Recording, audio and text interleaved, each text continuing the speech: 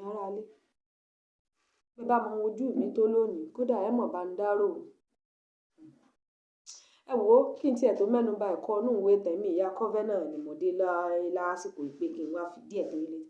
Wọ́n ní ẹ ṣeun ẹ̀yin tẹ́ ẹ̀ bá wa subscribe, wọ́n ròyìn yín fún mi, wọ́n jíṣẹ́ yín, ẹ mọ̀ ṣeun o, ẹ ṣeun adúpẹ́ o.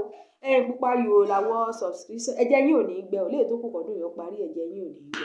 Ẹyin gbogbo ẹ̀yin tẹ́ ẹ̀ bá wa láìkì, tí ẹ rí pé òkè òkè ní ìka ń lọ, òkè òkè lọ́wọ́ yín ò mọ̀ ọ́ lọ.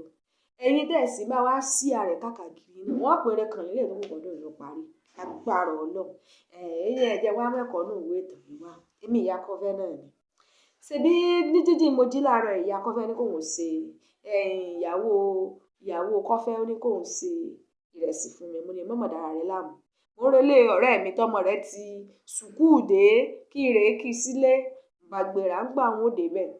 Mo ti ń wọ pálọ̀ wọn ni mo ti ń gbóòórùn rẹ̀ sì dídí ẹ̀ tẹ́ ń pè fried rice. Ráìsì ń ta sánsán gidigidi ni tí mò ń gbóòórùn rẹ̀ gidi.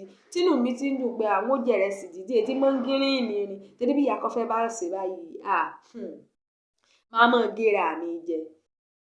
Lọ́rẹ́ mi bá kí mi káàbọ̀ la bá kíra wa la bá jókòó.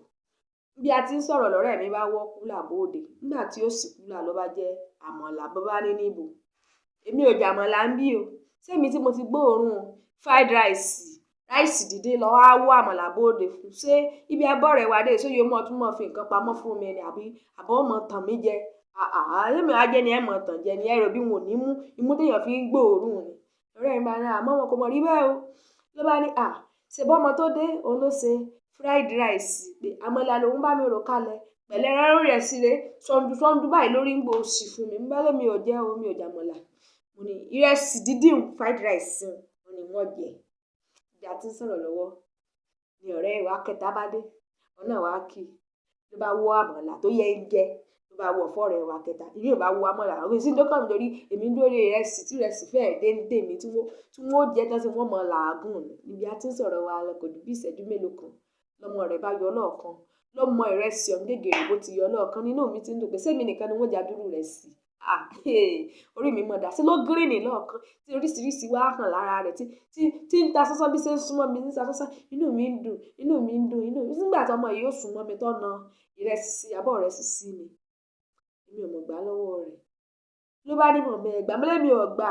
Mo ní sọ ọ̀wá ríran pé inú pò ló bu rẹsì sí ní àbí ẹ̀wà ìgbà mí ni. Ṣé inú pò náà tún bu oúnjẹ sí ẹni kí ní gẹ́ pọ̀ tí táwọn ọmọdé máa fi su inú rẹ̀ ló bù rẹ̀ sí wá. Mi ò mọ̀ gbà lọ́wọ́ rẹ̀. Bí mo ti wù ní ìyá rẹ̀ bá dìde ló bá sáré fọwọ́ mú léjìká. Ló bá ní ṣó ti lògùn rẹ̀? Ó yá wọlé lọ lògùn rẹ̀ bá dé ẹ̀wà ìgbà mí ni. Èwo ló sóògùn? Èwo ló ṣe pọtí? Èwo ló ṣe fried rice? Ọlọ́run má jẹ́ kankan. Ọlọ́run ṣàánú mi. Ọ̀rẹ́ mi bá padà dé. Ló bá ní mọ́mọ́ bínú o. Kì í ṣe ilé ìwé ló lọ. Bí wọ́n ti ń tọ́jú rẹ̀ sí ti ń ṣe gángan díẹ̀ ló lọ. Dípò ètò wáyé ó fi bù sínú abọ́ inú pọtí olóòrè bu fried rice aládùndùn tó dùn dáadáa. Tí ẹ pé mo ṣe ń wọlé báyìí mo ti wo sàkún rẹ̀ pé kíní yóò dùn gidigidi. Ó sì bá múdù mi jẹ́. Ó sì bá gbogbo interest tí mo ní nínú rẹ̀ tí mo fẹ́ fi jẹ fried rice tí mo fẹ́ mọ kó jẹ báyìí kí mo fẹ́ mọ kó jẹ. Ó sì bá gbogbo rẹ̀ jẹ́ fún mi. Èmi ò mọ̀ gbà lọ́wọ́ rẹ̀ o. Orí mi jẹ́ ń jọ̀rọ̀. Léè tó kù kí ni tí wọ́n lò lórí ilẹ̀ ayé. Orí mi jẹ́ ń jọ̀rọ̀ láyé mi. Ẹlẹ́dàá mi ò ní jẹ́ ń jọ̀rọ̀. Bó sí bí ilé ò ní jẹ́ mi ọjọ́rùn. Abẹ́ ìwà rẹ̀ kọ́ ọ̀nù rẹ̀ ni. Ṣé ẹ̀yin ò rí pé fried rice ó dàbí ìgbà tí èèyàn bá fẹ́ sọ òótọ́ ọ̀rọ̀ fún èèyàn tó wá pọn sínú láńbébé tí ò dá. Téèyàn ò ní àgbékalẹ̀ ọ̀rọ̀ tó dá. Ìwọ ọkọ àti ìyàwó tó fẹ́ sòótọ́ ọ̀rọ̀ fọ́kọ rẹ̀ tó fẹ́ sòótọ́ ọ̀rọ̀ fún ìyàwó rẹ̀ ṣùgbọ́n tó ò ní àgbékalẹ̀ tó dá. Bẹ́ẹ̀ náà ló ṣe rí. Bó bá sọ òótọ́ ọ̀rọ̀ fún èèyàn lọ́mọ bá ti ní àgbékalẹ̀ ọ̀rọ̀ dáadáa. Lẹ́yìn ó bàbá yẹ̀ wí gbà mí ìyá àkọ́kọ́ mọ yìnyín tó wo gbogbo ibi tó ti ṣe tó ti dá. Nígbà bá sọ̀rọ̀ gbogbo ibi tó ṣe tó dá ọ̀sẹ̀ wàá mú ibi tí ò dá ọ̀sẹ̀ máa sọ. Ọkọ mi wà jẹ́ pé ìjọ́ tí ìyàwó rẹ̀ ti ń dáná tó bẹ̀rẹ̀ ń dùn kò ní sọ kankan. Ó di jẹ́ ọyọ̀ bá jà kó tó rọ̀rọ̀ sọ. Ìyàwó mi náà ìjọ ọkọ rẹ̀ ti ń fún lówó tó ti ní hàní mo ní ìlú owó kìíní yóò fún mo ní ìdí kìíní kan yóò fún. Ìjọ ọkọ rẹ̀ bá ní kò mọ̀ sówó lónìí o ṣe ní ọ̀kanjú ko bí sójà. Ṣé ní ọ̀kanjú ko àgbékalẹ̀ ọ̀rọ̀ ó ṣe pàtàkì. ó ṣe pàtàkì mọ bá ti ń gbé nǹkan kalẹ̀, mọ bá ti ń appreciate àbí kí lẹ máa ń wí, mọ bá ti ń lágbékalẹ̀ ọ̀rọ̀. Ẹ mọ̀ pé n tí mọ́ ọmọ ilé ìwé mi gan tí fi mú wọn fail exam ni. Nítorí tíṣà kọ́ wọn, òun náà sì mọ̀ ṣùgbọ́n kò mọ bí ó ṣe gbé kalẹ̀. Nítorí náà dákun, ọ̀rọ̀ tó fẹ́ fún ọkọ rẹ, advice ìmọ̀ràn tó fẹ́ fún ìyàwó rẹ àtọkọ rẹ, fried rice ni, mọ́rú láńbébé tè pọ̀n, má fi pò gbé fún, má fi pò gbé fún, má fi abọ́ fọwọ́, má fi gbé fún.